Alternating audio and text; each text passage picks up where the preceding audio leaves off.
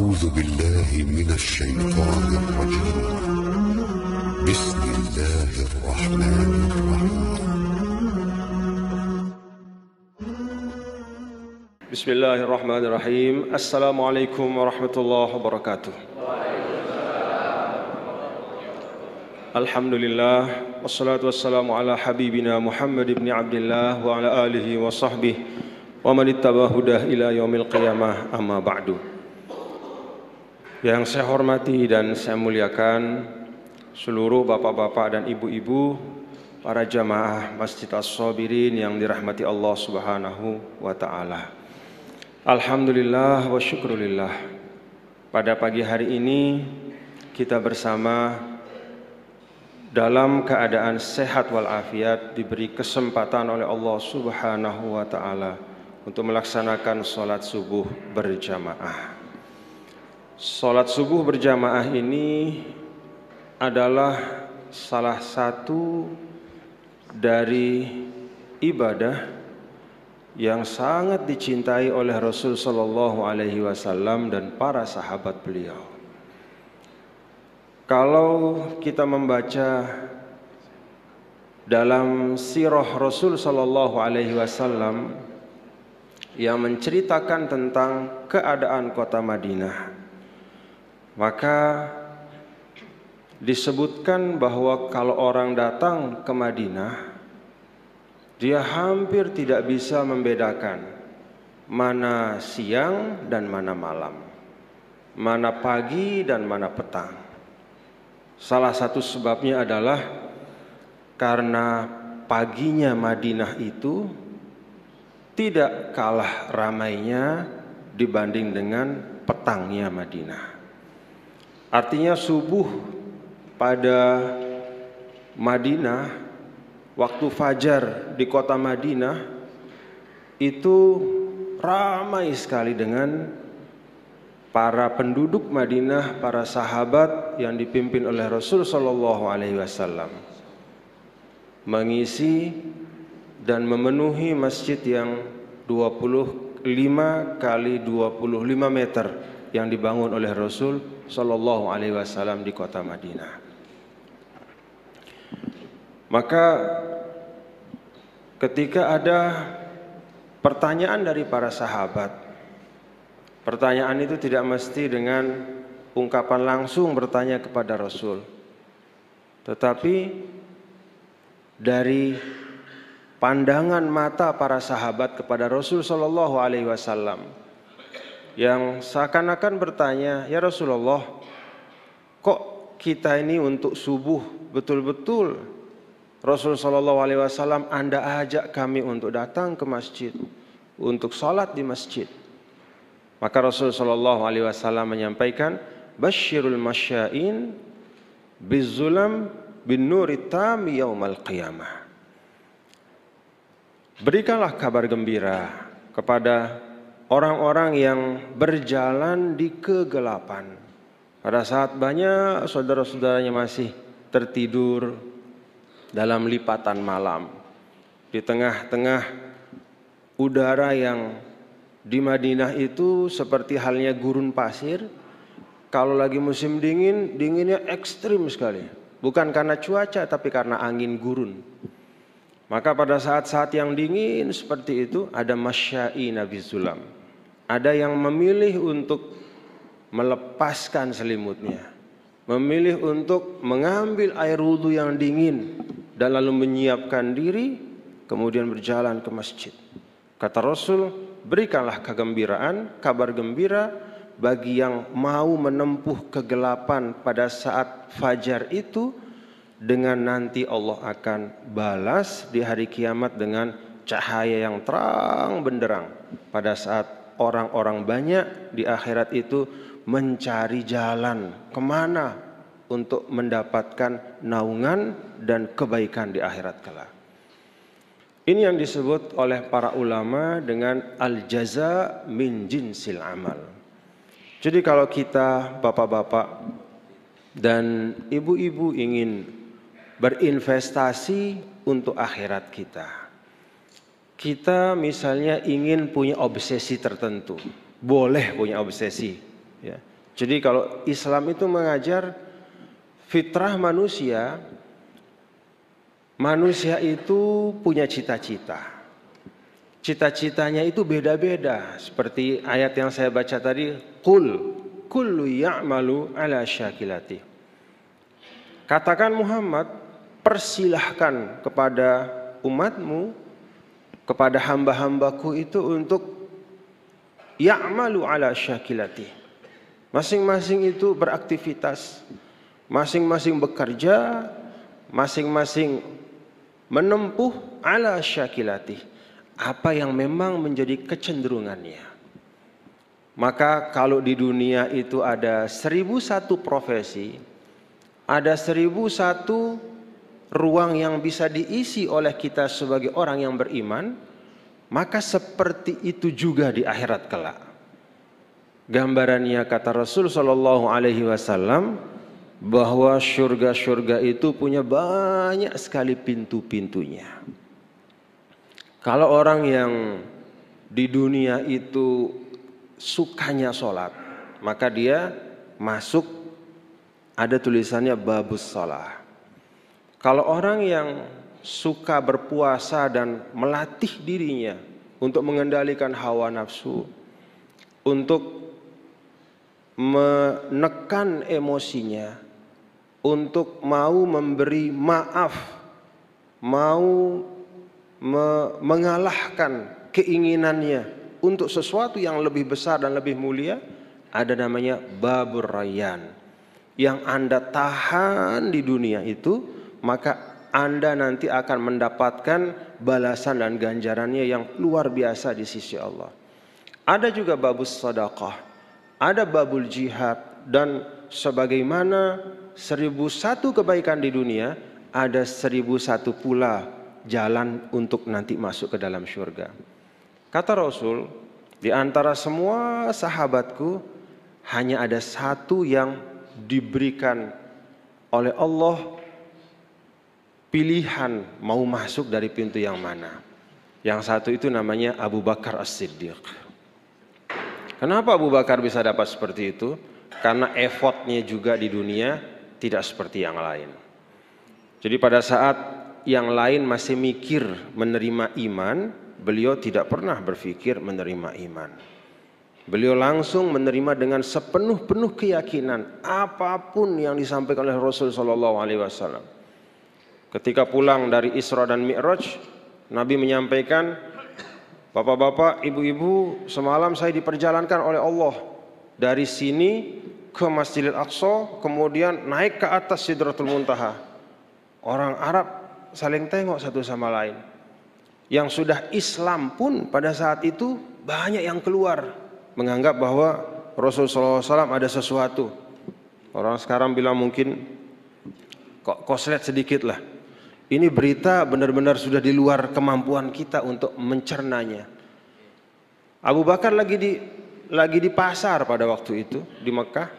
Datang salah seorang Quraisy dan mengatakan, "Abu Bakar, tuh lihat sahabatmu lagi bercerita sesuatu yang tidak masuk akal." Apa ceritanya? Dia bilang semalam dia dikirim ke atas Sidratul Muntaha lewat Masjidil Aqsa. Padahal dari sini ke Masjidil Aqsa Anda tahu itu 3 bulan perjalanan. Kok bisa dalam sekejap semalam temanmu itu bisa bolak-balik? Apa kata Abu Bakar? Kalau dia ngomong begitu saya percaya. Yang begitu itu kecil dibanding apa yang saya percayai sebelumnya dari apa yang dia katakan. Setiap hari dia menyampaikan bahwa dia datang dengan berita dari langit. Dia datang dengan apa-apa yang Allah wahyukan kepadanya dan saya percaya. Apalagi hanya sekedar berita perjalanan semalam bolak-balik dari sini ke Masjidil Aqsa. Abu Bakar dikasih kesempatan untuk memilih mana saja karena effortnya di dunia juga luar biasa. Maka bapak-bapak dan saudara, ibu, apa yang kita sajikan di dunia, hal-hal yang baik, Allah Subhanahu wa taala akan membalasnya sesuai dengan kadar pengorbanan dan apa yang kita berikan dari pikiran, waktu, tenaga, dan kesungguhan kita, serta yang paling pokok, keikhlasan kita di dalam melakukan kebaikan itu. Mudah-mudahan subuh kita ini subuh yang ikhlas. Kalau tidak ikhlas sayang juga ya. Sudah capek-capek melepas selimut, ambil air wudhu, tapi gara-gara tidak ikhlas, maka semuanya itu yazhabu habaan, kata ulama. Dia menguap saja, seperti uap air laut di tengah panas yang sangat terik. Bapak Ibu hadirin dan hadirat sekalian, para ahli di dalam ilmu tentang apa yang disebut dengan tahawul hadari atau perubahan peradaban di dunia, mereka mengatakan bahwa Islam itu yang dibawa oleh Rasul Sallallahu Alaihi Wasallam itu sebenarnya mukjizat Rasul itu ada dua. Yang pertama Al-Quran. Al-Quran adalah sesuatu yang istimewa dibanding semua mukjizat yang lain. Kalau mukjizat yang lain itu fenomena alam. Musa itu tongkatnya membelah Laut Merah, itu fenomena. Alam artinya unsur-unsur yang ada di alam ini dikendalikan oleh Allah dan kemudian lahirnya sesuatu yang mukjizat. Nabi Isa alaihissalam menghidupkan orang yang mati. Itu juga fenomena alam, terjadi di alam, dilihat. Maka mukjizat-mukjizat para nabi dan rasul itu hanya berpengaruh bagi orang-orang yang ada pada saat mukjizat itu terjadi. Karena dia menjadi mukjizat bagi orang yang menyaksikannya. Tapi bagi orang yang datang setelahnya, dia menjadi berita-berita. Al-Quran itu beda. Al-Quran yang diturunkan oleh Allah menjadi mukjizat kapan saja. Mukjizat yang paling fair, ya. Paling fair karena semua orang bisa menilainya. Kalau mukjizat yang terjadi sekali itu, maka itu bergantung dari bagaimana indahnya berita yang disampaikan. Kalau beritanya menarik, kalau beritanya indah sekali, kalau beritanya itu meyakinkan, mungkin yang diberitahu akan beriman. Tetapi kalau Al-Quran ini, Anda bisa menilainya dengan akal dan hati Anda setiap saat, setiap waktu. Maka saya sebagai seorang muslim yakin dengan keimanan saya. Kenapa?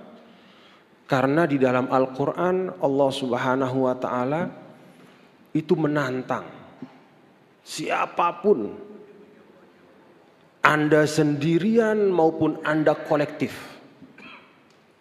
Anda bisa mengumpulkan seluruh resources yang ada di dunia ini. Kumpulkan segala manusia yang punya talenta sastra yang paling tinggi. Kalau sekarang itu ada namanya hadiah Nobel sastra. Kumpulkan para ahli Nobel, para juara pemenang Nobel untuk sastra itu seluruh dunia. Orang-orang yang ahli bahasa Arab dimanapun.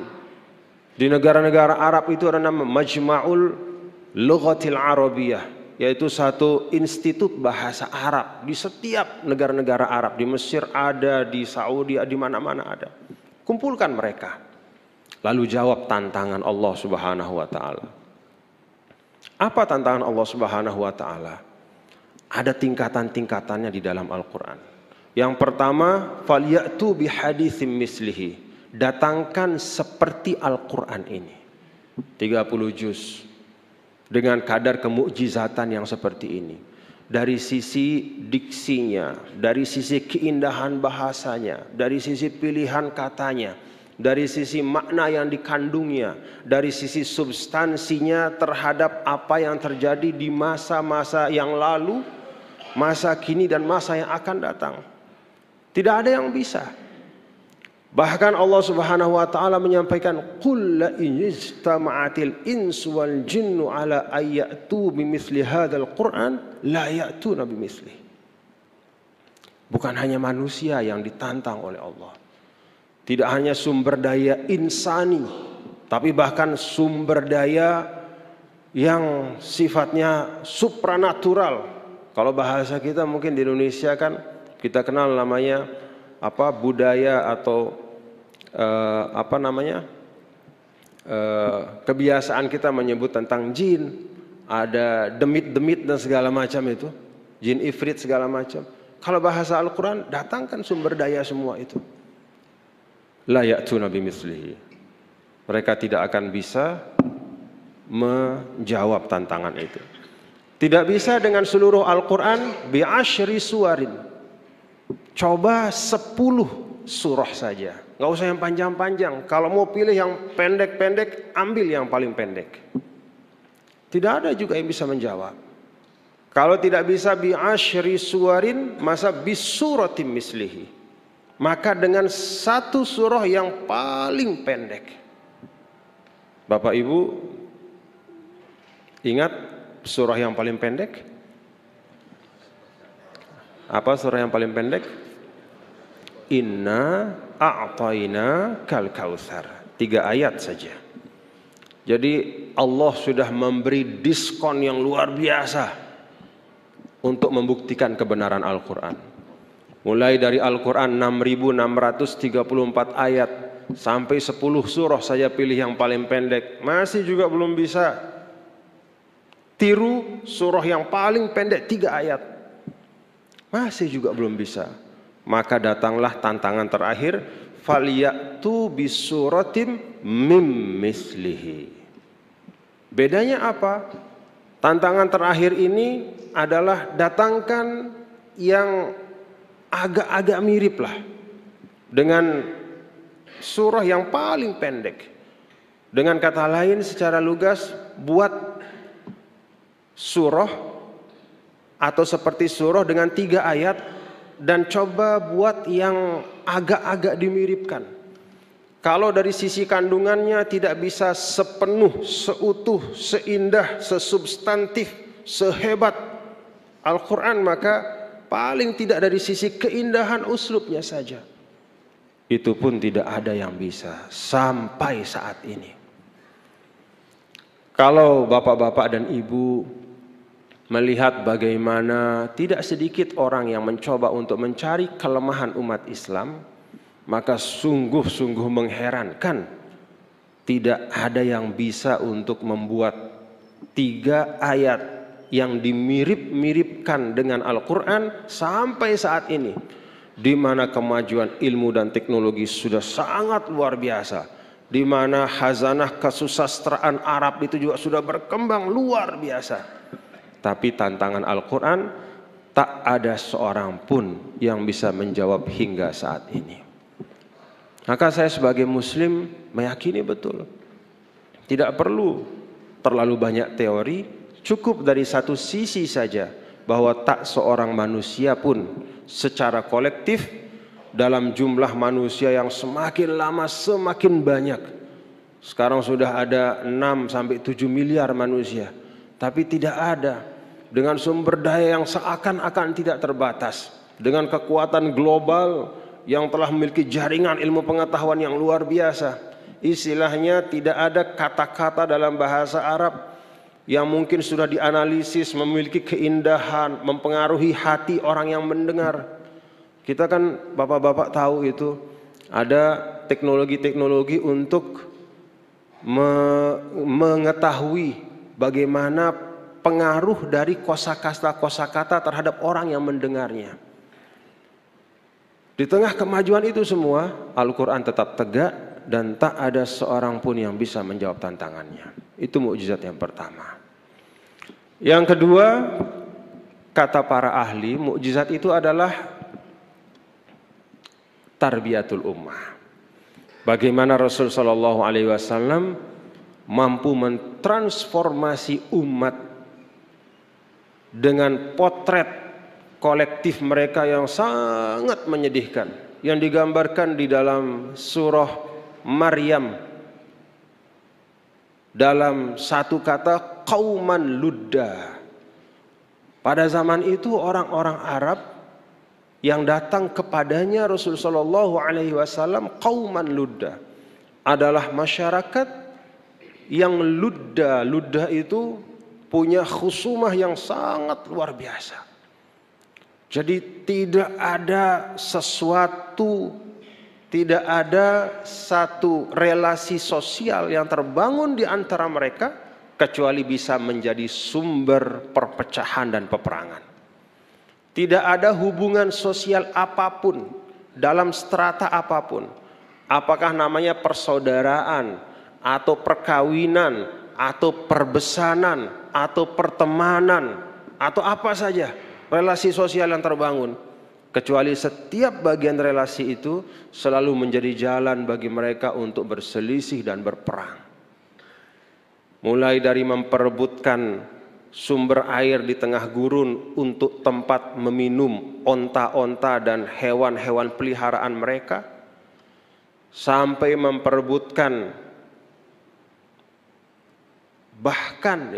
bahkan hal yang jauh lebih remeh dan lebih sederhana dibanding itu, hanya memperebutkan penamaan dari satu sudut di kota Mekah misalnya, hanya memperebutkan siapa yang berhak untuk mengangkat Hajar Aswad dan meletakkannya kembali di bibir Ka'bah seperti tempat semula. Itu semua menjadi sumber perselisihan, pertengkaran dan peperangan. Mukjizat Rasul, kata para ulama, adalah mentransformasi masyarakat ini menjadi masyarakat yang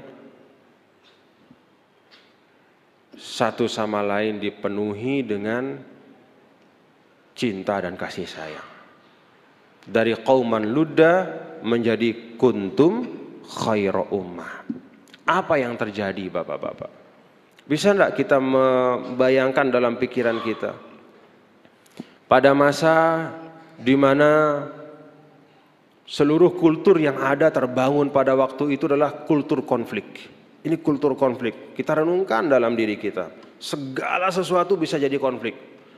Mulai dari rebutan tali onta seperti tadi itu, menamakan satu sudut, kemudian mengangkat Hajar Aswad, kemudian memperebutkan tempat minum hewan-hewan peliharaan, bahkan pun alhaakumut takatsur hatta zurtumul maqabir, bahkan urusan orang mati pun masih diperselisihkan. Pergi ke kubur misalnya, yang satu mengunjungi kakeknya misalnya, yang lain mengunjungi kakeknya yang di sebelah. Lalu saling lirik, yang satu mengatakan kakek saya lebih baik daripada kakek ente. Padahal sudah sama-sama meninggal. Bahkan yang sudah meninggal pun itu bisa menjadi sumber perselisihan. Jadi kultur konflik yang benar-benar mendominasi tiba-tiba bertransformasi menjadi kuntum khairu ummah. Menjadi umat yang penuh dengan energi positif. Apa yang terjadi? Hanya dalam waktu 23 tahun. Bahkan kalau kita menggunakan teori pembangunan sosial secara utuh, hanya dalam 10 tahun di Madinah. Kita di Indonesia ini sudah 20 tahun reformasi. Tapi justru kultur yang terbangun kok lama-lama semakin banyak kultur konfliknya. Jadi berbanding terbalik. Kalau dulu proses pemurnian kultur, pemurnian peradaban menjadi peradaban yang sangat produktif, yang sangat positif, yang sangat konstruktif. Tapi kok kita rasanya sekarang banyak di antara kita berpikir bahwa seiring dengan semakin kita benahi regulasi, semakin kita buka keran demokrasi, semakin kita berbicara tentang kebebasan, semakin kita menciptakan instrumen untuk lebih menghadirkan kebaikan dan kemaslahatan, justru kok di antara satu sama lain kita rasanya semakin jauh. Hal-hal yang kecil bisa menjadi pemicu bagi konflik yang besar.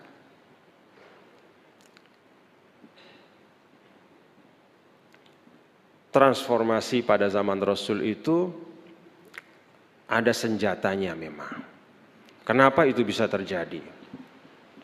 Apa instrumen terpenting yang menyebabkan masyarakat pada waktu itu bisa berubah dari keganasan menjadi kok penuh dengan kebijaksanaan? Jadi kalau kata para sahabat, kami satu sama lain kadang-kadang di Madinah itu saling tengok, saling pandang. Saya lihat teman saya yang saya kenal di Mekah dulu, saya lihat dari ujung rambut sampai ujung kaki. Sama, rupanya sama. Parasnya nggak berubah, mungkin semakin tua sedikit. Tapi dialah ini orang yang dulu saya kenal di Mekah. Tapi akhlaknya saya sudah tidak kenali seperti dulu. Terheran-heran satu sama lain. Semua melihat temannya itu kok beda. Bentuk fisiknya masih sama, tapi perilaku, sikap kesehariannya itu sudah berubah 180 derajat. Yang dikenal sangat ganas, keras, itu berubah menjadi orang yang sangat santun dan penuh kasih sayang. Yang mau menang sendiri menjadi orang yang selalu bersedia berkorban, mengalah. Sampai kisah yang sangat legendaris pada saat perang Tabuk, di mana para sahabat yang luka itu banyak sekali sampai dibariskan berpuluh-puluh, dirawat oleh para sahabat perempuan-perempuan. Jadi para perempuan sahabat Rasul itu dulu juga keluar ke medan perang sebagai tenaga medis. Mereka membawa obat-obatan, dibarisin semuanya. Kemudian didatangkan air minum yang memungkinkan pada waktu itu yang sangat terbatas. Tapi yang terjadi adalah al-ithar. Yang satu tidak mau minum kecuali temannya minum duluan. Jadi terus air itu pindah dari satu tangan ke tangan yang lain, nggak ada yang mau minum. Dia ingin teman yang di sampingnya itu mendapatkan air minum lebih dulu dibanding dia. Ini tidak main-main. Urusan nyawa pun mereka masih mendahulukan temannya, sahabatnya. Kalau sekarang sulit kita menemukan potret seperti itu. Kenapa itu bisa terjadi? Instrumen terpentingnya adalah Nabi kita, Nabi besar Muhammad sallallahu alaihi wasallam memang dengan sengaja membuat rekayasa sosial, membangun al-hubbu wal mahabbah. Jadi beliau itu membangun cinta kolektif di antara seluruh sahabat. Membangun cinta itu ternyata bisa menjadi bagian, ya, bisa dilakukan dengan rekayasa sosial. Apa yang dimaksudkan rekayasa sosial, bapak-bapak, ibu-ibu? Rasul Shallallahu Alaihi Wasallam untuk membangun rasa cinta di antara para sahabatnya itu memang melakukan langkah-langkah yang terukur, melakukan langkah-langkah yang sengaja beliau susun secara sistematis untuk merubah orang-orang yang ada di Madinah dari saling membenci menjadi saling mencintai. Apa yang beliau lakukan? Yang pertama disebut dengan al-mu'akhad, yaitu dengan sengaja memperjumpakan dua kutub yang sangat ekstrim dalam perbedaan untuk menyatu dalam satu komitmen persaudaraan.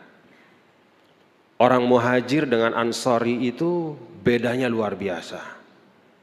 Kultur pedagang dan kultur agraris. Orang Mekah pedagang, orang Madinah itu petani bercocok tanam. Orang Mekah itu peradabannya peradaban pesisiran, ya, karena ada Laut Mekah di dekat kota Mekah. Kalau Madinah itu peradabannya adalah peradaban pedalaman. Jadi ini dua kutub yang beda. Rasul ketika sampai ke Madinah, beliau menciptakan wadah perjumpaan yang namanya al-mu'akhad, dipersaudarakan.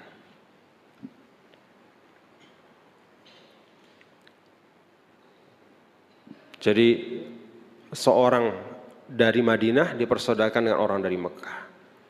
Yang namanya dipersaudarakan itu disuruh ketemu, bicara, dan kemudian membicarakan masa depan bersama-sama.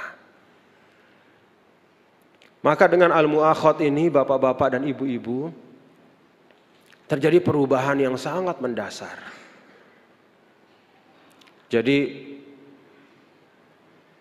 semangat yang semula masing-masing individu, kalau di gurun pasir yang memang penuh dengan tantangan, alam terbuka, itu semangat to survive itu sangat tinggi.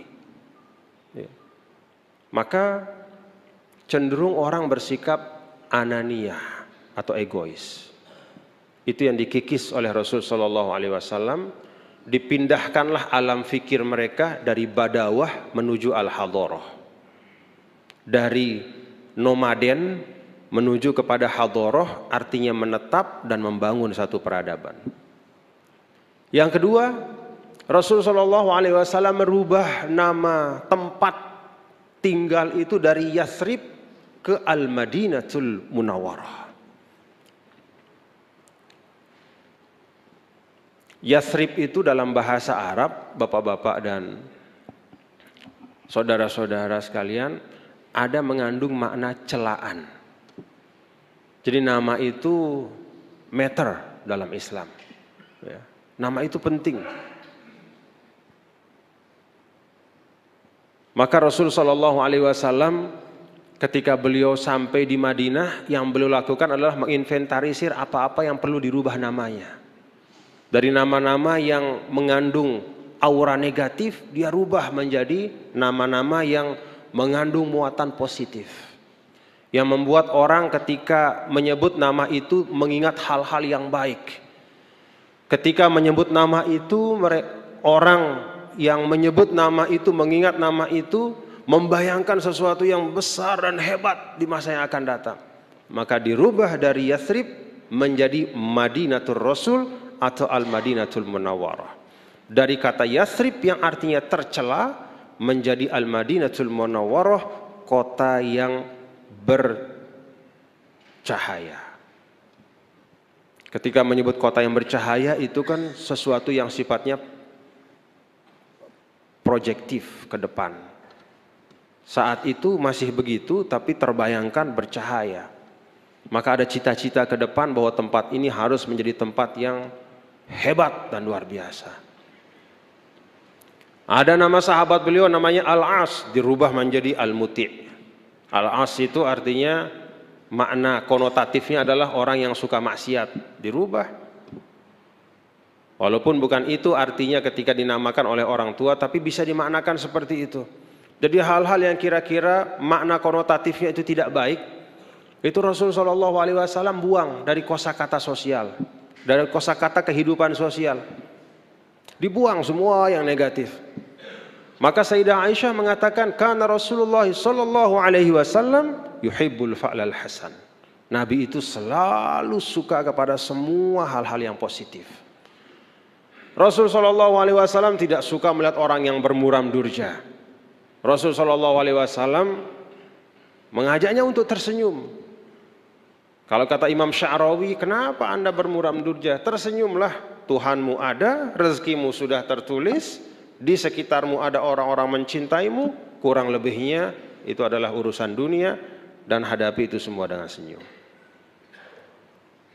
Rasul Shallallahu Alaihi Wasallam membangun, menarik aura positif dalam kota Madinah itu. Maka berubahlah wajahnya. Disebutkan ini orangnya sama ya. Jadi ini orangnya sama. Orang Madinah sama, sebelum datang Rasul sama sesudahnya sama. Tapi kalau sebelum datang Rasul, pertemuan mereka satu sama lain itu selalu diisi dengan puisi-puisi tentang kematian, puisi-puisi tentang korban-korban perang. Maka ketika Rasul Shallallahu Alaihi Wasallam sudah datang dan merubah Yathrib menjadi kota Madinah namanya, pertemuan-pertemuan mereka itu diisi dengan puisi-puisi dan syair-syair tentang masa depan. Majelisnya sama, tapi isinya sudah beda. Orangnya sama, tapi yang diomongkan beda. Maka tersingkirlah sedikit demi sedikit kosakata yang negatif. Orang Arab itu tidak punya obsesi lebih daripada menjadi seorang ahli syair. Maka pada zaman jahiliyah itu puncak dari gengsinya seseorang adalah bagaimana dia diakui syairnya dan digantung di Ka'bah. Itu yang disebut dengan al-mu'allaqatus saba'. 7 macam syair yang digantung di Ka'bah. Itu sudah orang yang paling dihormati. Maka dari kecil anak-anaknya itu diajar, dibangun kecintaan kepada bahasa, budaya bertutur, budaya oral, berbicara. Maka pandai-pandailah orang Arab berbicara. Mereka bisa membuat syair sampai 500-600 bait hanya dengan berdiri di depan podium seperti ini. Irtijalan, tidak perlu ditulis sebelumnya. Majelis-majelis yang ada di Madinah, majelis-majelis sastra, pertemuan antar keluarga, komunitas-komunitas yang ada sudah tidak lagi bicara tentang orang mati, tidak lagi bicara tentang perang masa lalu, tidak lagi bicara tentang darah yang belum tertebus, tetapi mereka bicara tentang cita-cita di masa yang akan datang. Bagaimana anak-anak mereka menjadi pahlawan. Dan kemudian mulailah masuk kosakata-kosakata tentang kehidupan akhirat di dalam kehidupan orang Madinah pada waktu itu. Rasulullah SAW memanfaatkan semua instrumen sosial yang ada. Maka tidak ada satu profesi di Madinah itu yang hilang ketika Rasul datang. Bapak-bapak, ibu-ibu jangan menyangka bahwa di Madinah itu yang ada hanya para pembaca Al-Quran, para mungkin para petani saja, para pedagang dalam jumlah yang terbatas. Orang-orang yang di Madinah itu hanya sibuk di masjid saja, tidak. Di Madinah itu ada 1001 profesi. Dan ketika Rasul datang, profesi itu tetap dibiarkan apa adanya, tapi dimuatkan nilai-nilai spiritual oleh Rasul. Ketika beliau masuk ke pasar, seminggu sekali beliau ke pasar, yang beliau ulang selalu at-tajirul aminus saduq ma'an nabiyyin was-siddiqin masyuhada. Bapak-bapak, ibu-ibu, bertransaksilah dengan baik, karena pedagang yang jujur yang baik nanti akan bersama saya di akhirat, duduknya sama dengan saya. Beliau memasukkan tangannya ke dalam karung beras. Kemudian ketika tangannya bertemu dengan beras yang basah di dalam, beliau senyum kepada yang berdagang dan mengatakan, man ghasyana falaysa minna. Bu, jangan nipu, karena menipu itu bukan sifat orang beriman. Beras yang basah ditaruh di bawah, kalau ditimbang dia lebih berat, karena ada air di dalamnya.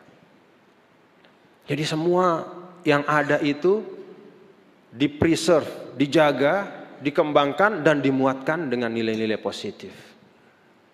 Salah satu nilai utamanya adalah al-hub, bagaimana satu sama lain saling mencintai.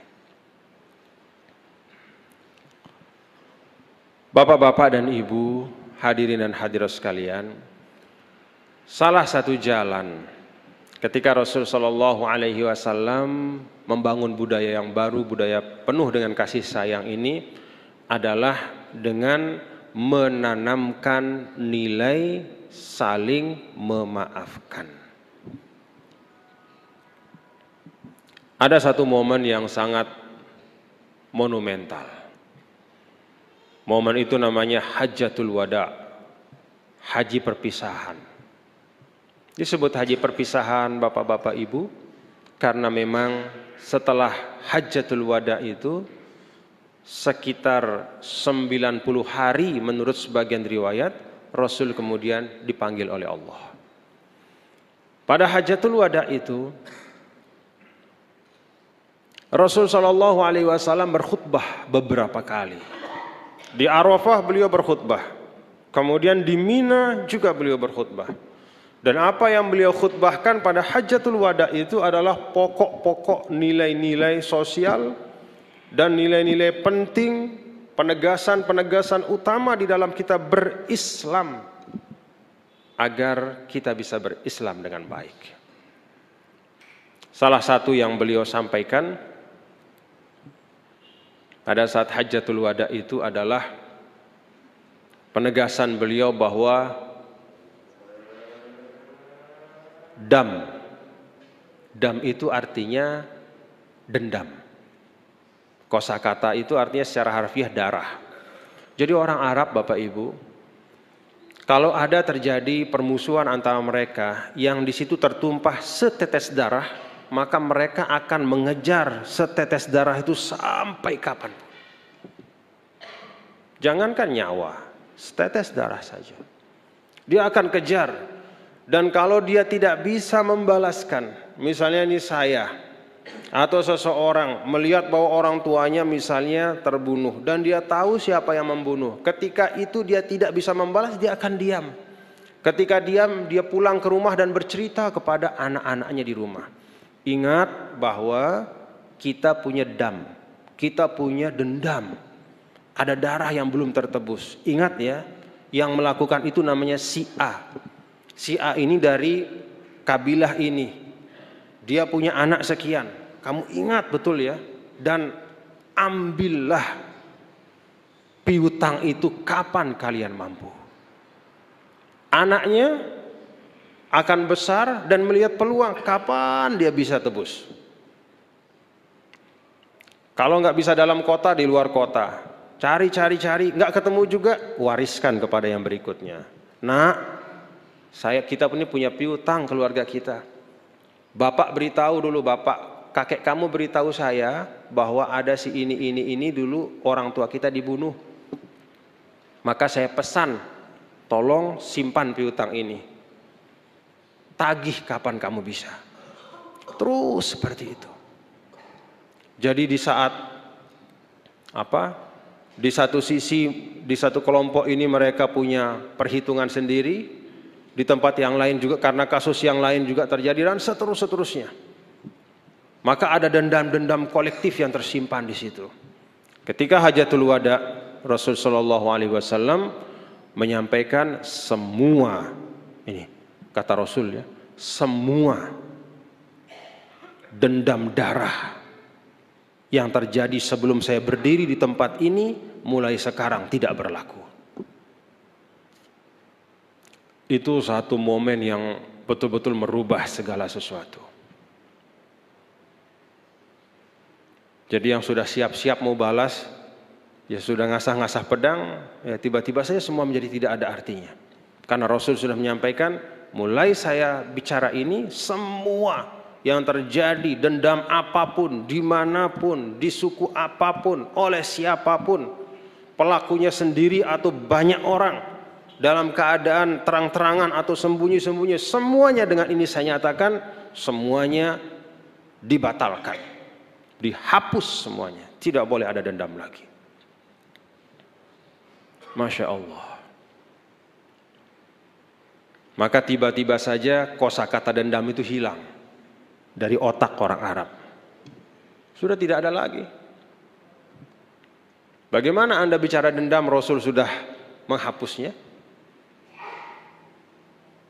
Dan itu diterapkan oleh Rasul Shallallahu Alaihi Wasallam oleh beliau sendiri terhadap orang-orang yang nyata-nyata menyakiti beliau. Tidak hanya dengan ucapan, tapi juga dengan perbuatan. Ketika sampai kota Mekah, beliau memandang di sekitar Ka'bah itu berderet pembesar-pembesar Quraisy, para konspirator. Ini konspirator semua. Dedengkot-dedengkotnya orang Quraisy, mulai dari Abu Sufyan dan semua jawara-jawara Quraisy.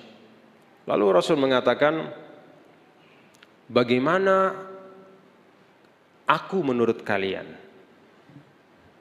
Kata mereka, engkau adalah seorang yang mulia, anak dari orang yang mulia, dan keturunan dari orang-orang yang mulia. Kata Rasul sallallahu alaihi wasallam, mulai saat ini idhabu fa antumut tulaqa. Tanpa kecuali, tidak bicara nama, tapi semua secara keseluruhan, silahkan pulang, tidak ada lagi dendam di antara kita dan kalian semua bebas. Pada saat itu bapak-bapak dan ibu, banyak sahabat yang kecewa. Sebabnya apa? Karena sahabat yang berhijrah bersama Rasul itu kan dulu mereka berhijrah itu banyak dalam keadaan dilucuti dari semua yang mereka miliki. Begitu mereka akan berhijrah di pintu Mekah ditahan. Anda boleh hijrah tapi lepaskan semua yang ada. Mulai dari ontanya, emasnya, semuanya. Yang disisakan hanya baju yang melekat di badan saja. Bahkan pedangnya pun dilepas. Kata Mus'ab, gimana kok pedang saya diambil? Saya kan mau jalan ke Madinah. Dari sini ke Madinah itu kan ratusan kilo. Kalau ada serigala gimana? Kalau ada pembegal gimana? Itu urusan Anda. Kan Anda percaya sama Muhammad, biar Tuhannya Muhammad yang tolong Anda nanti. Lepaskan pedang itu. Jadi sahabat-sahabat Nabi banyak yang mengalami perlakuan tidak mengenakan. Maka ketika bersama Rasul SAW masuk kota Mekah, mereka semua melihat dan mengintai, mana ini yang dulu yang dulu suka membuli saya itu, ya. Mana tukang-tukang bully yang suka, semua sudah mengintip, sudah ngitung-ngitung, oh itu dia, sebentar lagi deh, ntar. Oh sudah senang semuanya, enak ini sudah kita bisa balas ini. Tiba-tiba Rasul mengatakan, nggak pakai nyebut nama, izhabu fa antumut tulaqa. Kalian semua pulang ke rumah bebas dan tidak ada pembalasan apapun. Lemas sahabat. Itu pemaafan yang luar biasa. Jadi pemaafan dalam Islam itu bukan kisah tentang pribadi-pribadi, tetapi kisah tentang bagaimana satu peradaban itu bisa melahirkan satu nilai kemaafan yang luar biasa. Maka untuk kita Bapak Ibu Saudara sekalian, saya pikir kalau kita ingin juga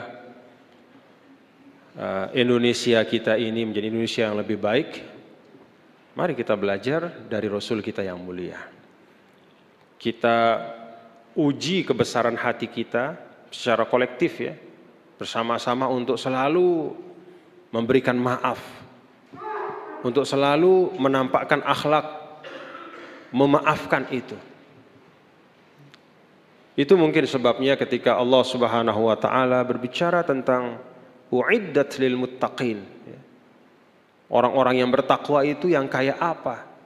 Di antara karakteristik yang disebut oleh Allah, karakteristik yang terkait dengan pemaafan itu disebut dalam dua sifat yang berbeda. Wal kaziminal ghaiza wal afina anin nas. Kalau yang lain-lain disebutkan ringkas, ya. Alladzina yunfiquna fis sarra wad dharra. Sudah tidak dipilah oleh Allah Subhanahu wa taala antara sedekah yang wajib ataupun yang sunnah. Tetapi khusus untuk kemaafan Allah sebut dalam dua sifat yang berbeda. Wal kaziminal ghaiza wal afina anin nas. Bapak Ibu Saudara sekalian, terbuktilah dengan membangun peradaban yang dipenuhi dengan kasih sayang, dan untuk membangun kasih sayang itu mesti ada kemaafan dulu.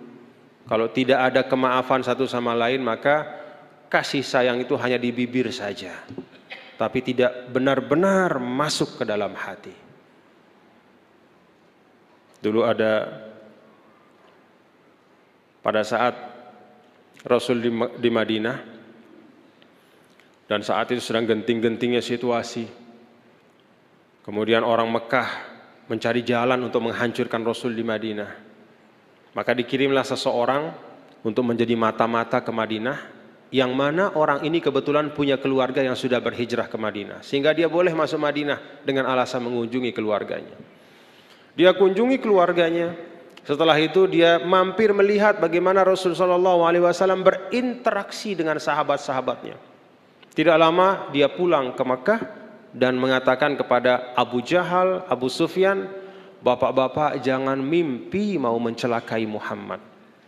Bagaimana kalian bisa mencelakainya?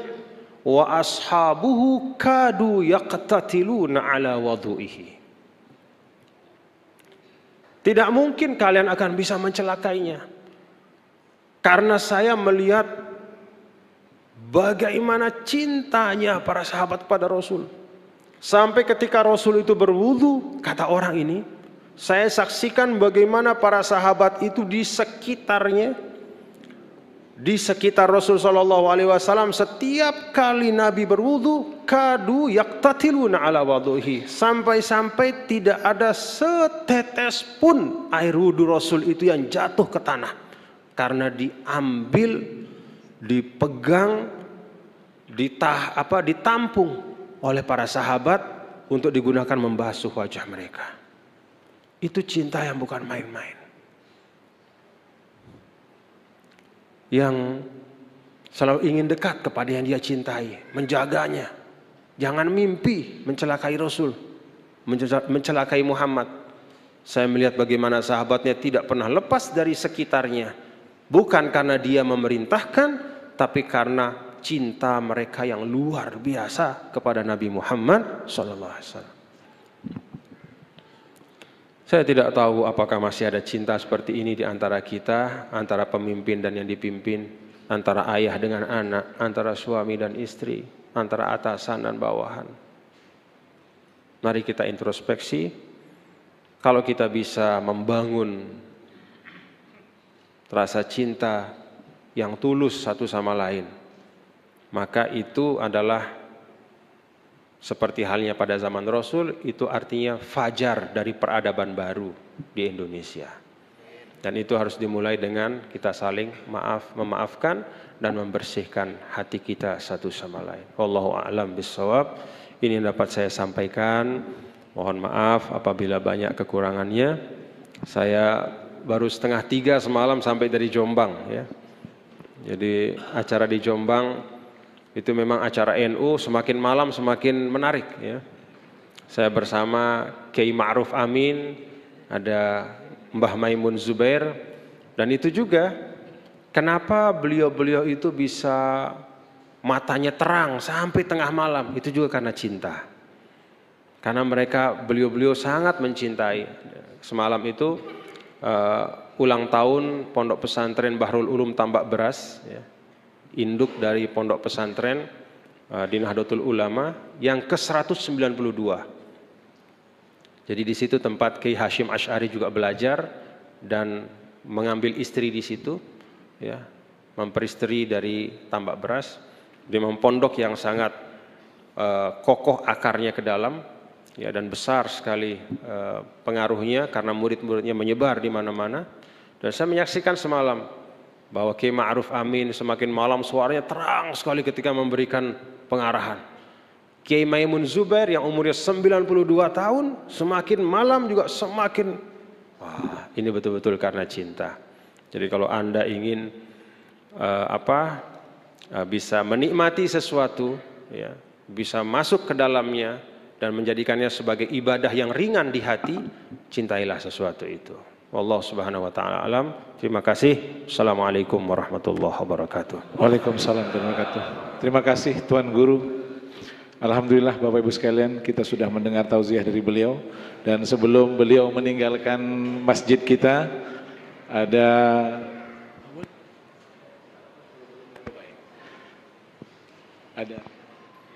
baik. Oh baik, beliau memberikan waktu sampai jam 6. Ya, dan ada waktu 5 sampai 10 menit. Barangkali ada pertanyaan, beliau berkenan untuk menerima pertanyaan dari Bapak sekalian. Silakan. Ya. Assalamualaikum warahmatullahi wabarakatuh. Alhamdulillah, saya baru sekali ini mendengar tausiah dari Bapak yang benar-benar menyentuh hati saya. Dan yang kedua, apa yang disampaikan oleh Bapak adalah Islam membawa perubahan peradaban. Salah satu diantaranya pada saat kami haji dan umroh, saya melihat begitu adzan dikumandangkan, para pedagang itu langsung lari meninggalkan semua pekerjaannya. Ini kan suatu peradaban yang sulit sekali untuk diejawantahkan di bumi Nusantara yang kami cintai. Hanya itu, Pak. Terima kasih. Assalamualaikum warahmatullahi wabarakatuh. Baik, terima kasih. Satu lagi terakhir. Satu lagi, silakan. Ya, mohon maaf yang di depan. Assalamualaikum warahmatullahi wabarakatuh. Mungkin saya hanya bertanya sebagai pimpinan di Nusa Tenggara Barat, saya ingin menyampaikan bahwa di Indonesia ini kenapa sesama Muslim di masing-masing organisasi itu saat ini kok nggak saling mendukung adanya peraturan yang salah satunya ada yang HTI sampai dibubarkan, tapi yang lain malah mendukung. Mohon penjelasannya.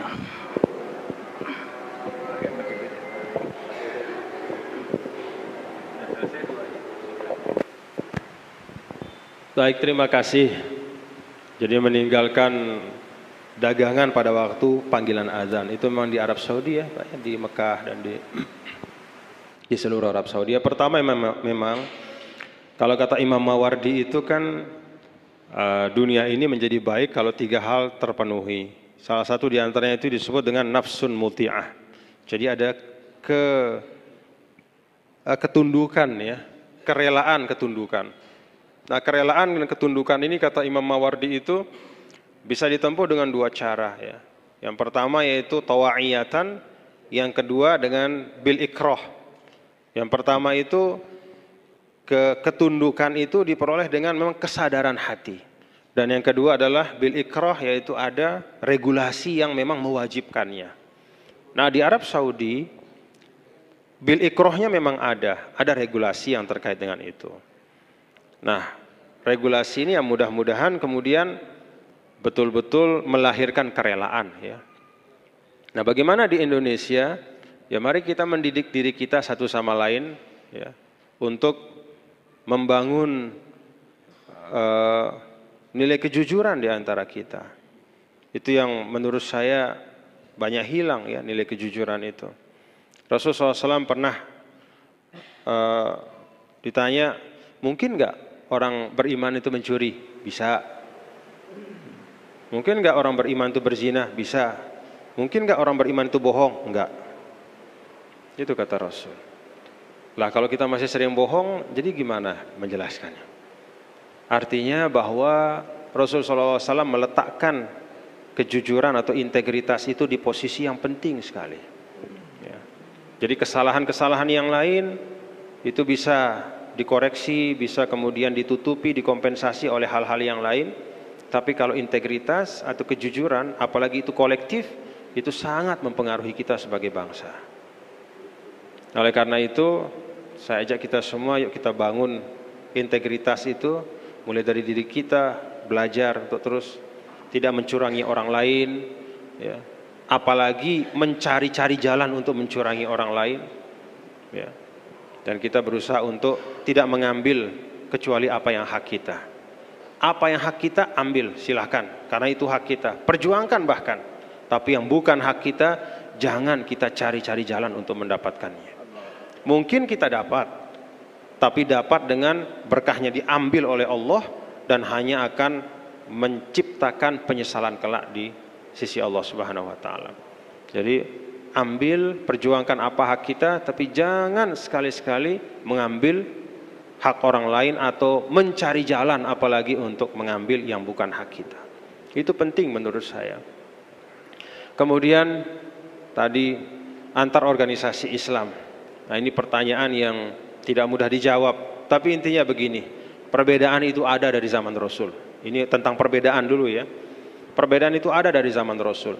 Bahkan Al-Quran sendiri mengekalkan perbedaan itu dengan menyebut was-sabiqunal awwaluna minal muhajirin wal ansor. Jadi nama itu diakui perbedaan oleh Al-Quran. Orang-orang yang masuk Islam terdahulu dari muhajirin dan ansor.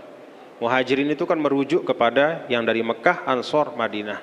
Jadi perbedaan ini diakui, disebut dalam Al-Quran. Kalau Al-Quran tidak mengakui perbedaan itu, maka bunyinya akan was-sabiqunal awwalun tanpa menyebut muhajirin ansor. Tapi dengan penyebutan ini, kata ulama, Al-Quran menegaskan bahwa perbedaan itu adalah bagian dari sunatullah yang ada di dunia. Cuma, perbedaan pada zaman Rasul itu tidak lalu menyebabkan satu sama lain saling menjelekkan. Itu saja bedanya. Kenapa? Ya kuncinya saling sayang tadi. Jadi ketika berbeda, mereka menganggap perbedaan itu adalah bagian dari keterbatasan mereka masing-masing. Jadi bukan dianggap sebagai kelebihan masing-masing. Ini keterbatasan, inilah bagian saya, inilah yang saya pahami berdasarkan dalil-dalil atau prinsip-prinsip yang ada, yang saya pelajari, yang saya mengerti, dengan keterbatasan saya, inilah pemahaman saya. Jadi pemahaman itu dimaknakan sebagai itulah bagian keterbatasannya. Bukan inilah kehebatan saya, sayalah yang paling bisa. Nah, begitu mengatakan sayalah yang paling bisa, organisasi saya yang paling hebat, nah disitulah benih-benih perpecahan. Jadi pada zaman Rasul biasa perpecahan, biasa perbedaan. Ada yang pergi musafir misalnya, kan diceritakan dalam hadis itu. Kemudian tiba-tiba dua-duanya itu mimpi besar malam-malam, ya, di tengah padang pasir. Besoknya subuh kan harus nggak ada air tuh, dia harus tayamum. Maka yang satu itu tayamumnya berguling-guling, dia guling di padang pasir supaya semua badannya kena. Di pikirannya kan mandi besar itu harus semua badan tuh, jadi dia guling gitu. Yang satu ngeliatin nggak mau guling-guling, dia bertayamum seperti tayamum wudu. Begitu pulang bercerita kepada Rasul, Rasul cuma senyum saja dan mengatakan kepada yang berguling-guling, sebenarnya cukup kayak temanmu ini, gitu. Nggak usah berguling-guling, tapi kayak temanmu inilah. Tapi tidak disalahkan dalam artian, ente kok begitu dikatakan, enggak. Kan kita suka begitu tuh. Kalau ada melihat orang yang perlu kita berikan arahan, bukannya kita dengan kerendahan hati, dengan empati kita beritahu, tapi justru kita hakimi, kita ketawakan, kita bully. Dan Nabi tidak seperti itu. Boleh periksa di hadis Rasul yang jumlahnya puluhan ribu, tak ada satupun hadis Rasul menyebut kejelekan sahabatnya itu dengan nama. Gak ada. Sahabat Rasul itu ratusan ribu, tapi tidak ada satupun yang tercatat hadis Rasul itu menyebut si ini disebut nama begini, gak ada dalam kejelekan. Kalaupun ada sesuatu yang gak baik, selalu diarahkan dengan sindiran, tidak menyebut nama. Ma balu aqwamin, duh gimana sih kok ada sekelompok orang yang malas sekali ke masjid, nah begitu. Tapi tidak disebut si ini malas, enggak. Itulah bagaimana beliau membangun yang seperti tadi, saling menghargai. Perbedaan itu sunatullah, bedanya adalah kalau dulu perbedaan itu dengan kerendahan hati, tidak saling menyalahkan dan saling menyombongkan. Kalau kita sekarang, perbedaan itu adalah sering perbedaan dengan ketinggian hati dan merasa diri lebih baik dari yang lain. Buang saja itu, maka kita akan ketemu di titik-titik yang penting. La ilaha illallah Muhammad Rasulullahnya kita ketemu, Al-Qur'annya kita ketemu, hal-hal yang pokok kita ketemu, yang lain-lain itu bagian dari kekayaan hazanah Islam kita. Allah Subhanahu wa taala a'lam. Terima kasih, mohon maaf kalau ada kekurangan. Assalamualaikum warahmatullahi wabarakatuh. Bapak Ibu sekalian rahimakumullah, beliau juga berkenan memberikan kenang-kenangan kepada takmir Masjid As-Sabirin. Mohon Bapak Ustadz Haji Khalid AS berkenan menerima cindramata dari beliau untuk takmir Masjid As-Sabirin. Bapak Ibu sekalian, kita doakan beliau mudah-mudahan selalu diberi kesehatan oleh Allah Subhanahu wa taala, dan kita doakan mudah-mudahan beliau tidak hanya bermanfaat bagi masyarakat Nusa Tenggara Barat. Mudah-mudahan ke depan beliau juga bermanfaat bagi masyarakat dan bangsa Indonesia. Amin. Mudah-mudahan beliau bermanfaat bagi bangsa Indonesia, amin. Tidak hanya untuk masyarakat Nusa Tenggara Barat saja. Ya, kita merindukan pemimpin yang arif, bijak,